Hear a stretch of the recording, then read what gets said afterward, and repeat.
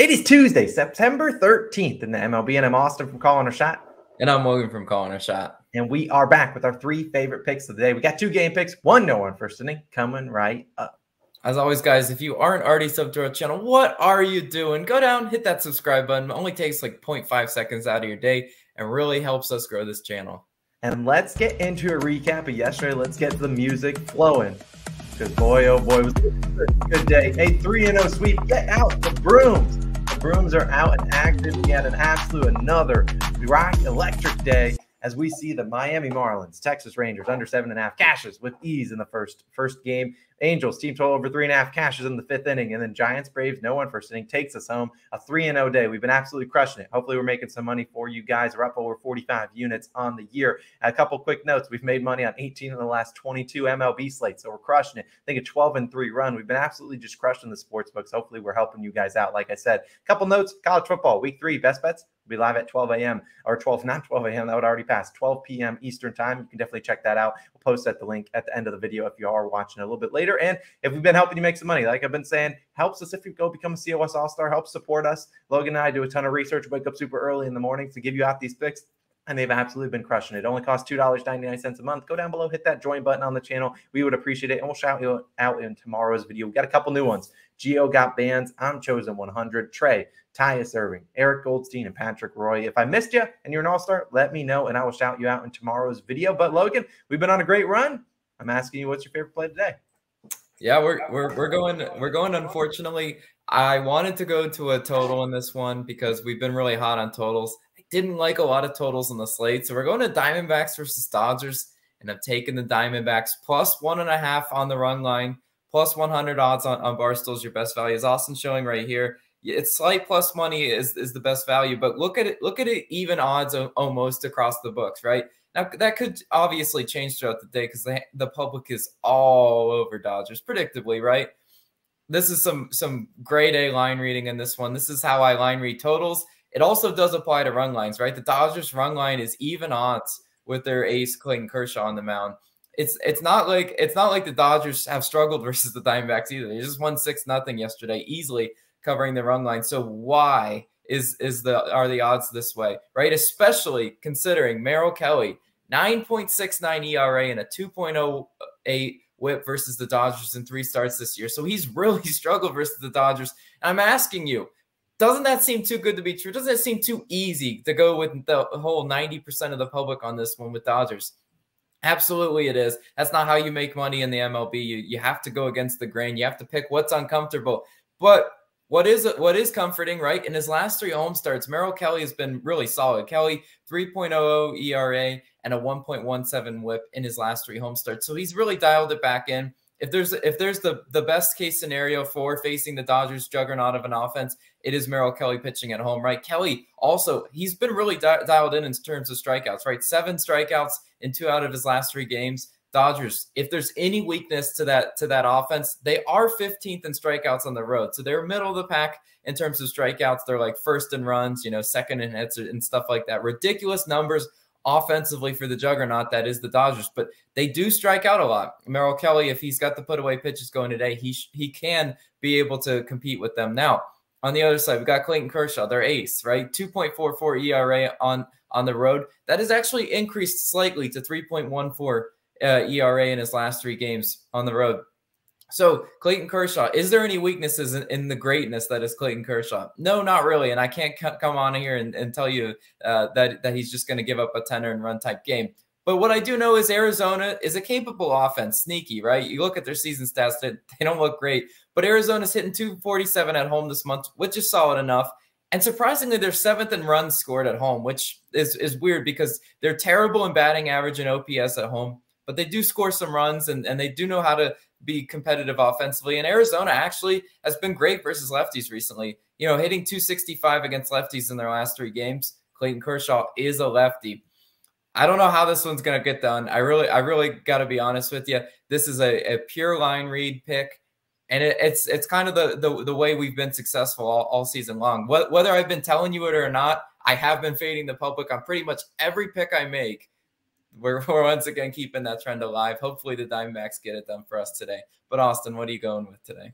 So this pick is going to be pretty familiar to people if you watched yesterday's video and you even saw a recap with the Angels team total over. Because guess what? I'm running it back. I'm taking the Angels team total over 3.5. Once again, same exact line, -115 on BetMGM. You can see the other books a little bit more, juiced at -120. Fine with all of them. Now let's talk about this one a little bit more. Now, like I said, rinse and repeat. Taking it again. Now, yesterday, I talked about a system, and I'm kind of testing out the system, whether we like it or not. You look at a team that's +110 that has capable bats, doesn't have the best record, but they're +110 on the money line in the game, and their team total is 3.5, and the game total is 8 or higher, which is exactly what the Angels are today. And while the Angels didn't win yesterday as +110, they got those 4 runs pretty easy for us in the 5th inning, and then they didn't score after that. So we look at the Angels yesterday. I would argue that we kind of got a little bit lucky hitting this team total over because they only had 5 hits as a team. I mean, we were lucky. Mike Trout, he's hitting a home run in every game. I think he's hit it 7 straight. I think he's 1 away from the all-time record. But look, there was a 156 batting average yesterday. That was not good. And I think they're going to bounce back and do better and get more base runners today. And that means they will probably score more runs today, despite, only scoring 4 yesterday, which 4 is the bare minimum. That's what we need. And we look at who's pitching for the Guardians. It's Cody Morris. And while it's not his birthday, and we're not going to wish him a terrible birthday like we did Connor Pilkington yesterday, but 3 ERA, 1.67 whip. Those numbers don't match up, kind of like they did with Connor Pilkington yesterday. This will be his 3rd start. So not a guy that, the Angels have ever faced, and not a guy with a ton of, film, but in his 2 starts, let's talk about both of them. The first one was versus the Mariners at home.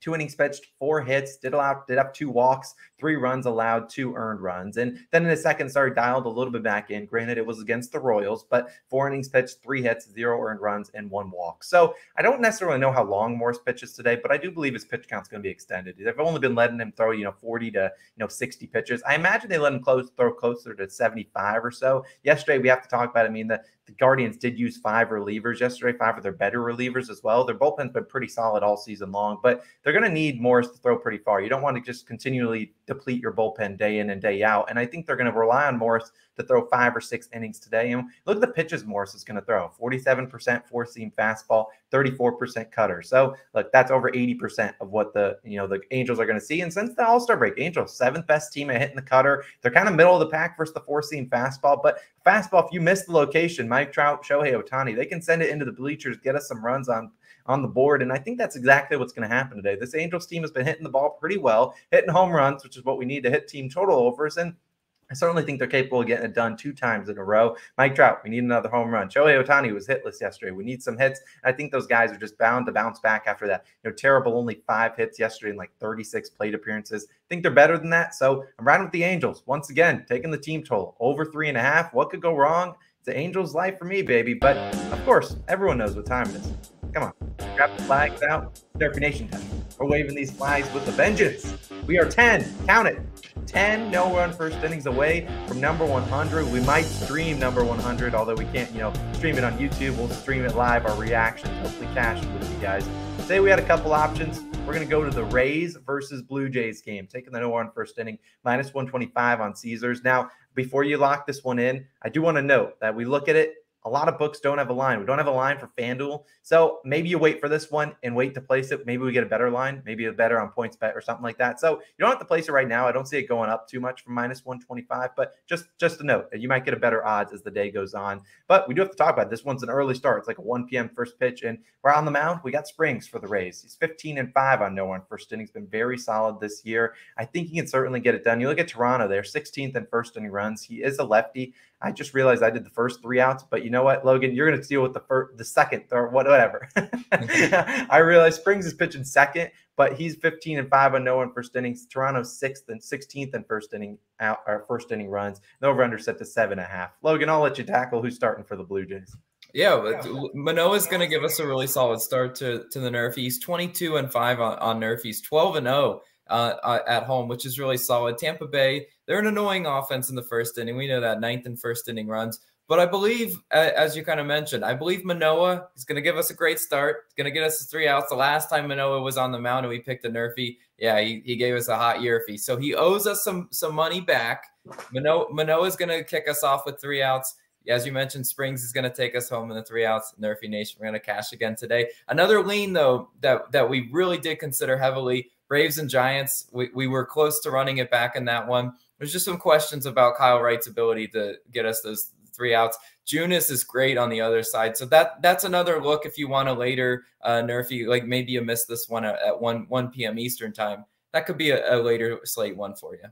Yeah, 100%. So that lean is that Braves Giants no one first inning again. If you want to tackle it, I was a little concerned. You look at right splits on the road for Nerfy Nation; they're not very good. Really good at home, but not been good on the road. And he's really had some weird arm fatigue issue. I don't really want to mess with it, although I do think it's good. The weather's favorable for that no one first inning. If you want to go to bed rooting for a Nerfy, that's going to be your one because that's a 9:45 start. This Rays Blue Jays one is a 1:08 p.m. start. So those are our 3 plays of the day. Let's go for another sweep. Let's go for another profitable day. That's what we've been doing. A parlay of the day. It's time. Of course, we're going with the Red Sox plus 1.5 and the A's team total over 3.5, kind of fit in that system plus 250. So you can go check out why we like both those legs on OddsJam. Links in the description. We appreciate you guys as always for tuning in. We'll be back again Wednesday, hopefully bringing out the brooms once again, hopefully flying the flags and having a great time. We appreciate you guys for all the love and support. Thank you guys all for 37,000 subscribers. And of course, check out that college football week 3 best bets video popping up on the screen once it is live at 12 p.m. Eastern time. It'll be a live premiere. So we'll see you guys in that chat. We'll see you guys then.